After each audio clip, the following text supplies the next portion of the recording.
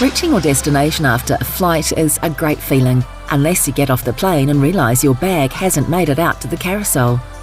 Is it in the airport, where you took off from, on holidays somewhere else?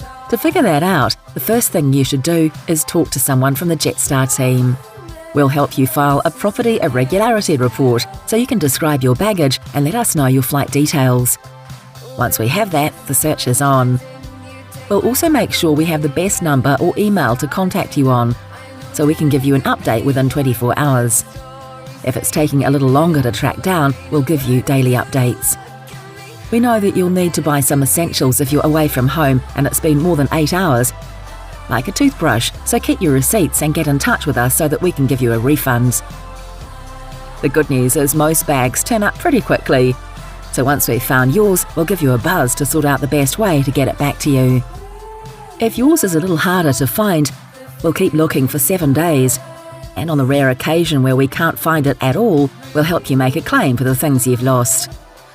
So if your bag doesn't make the same trip as you, don't panic. We'll do everything we can to have you reunited.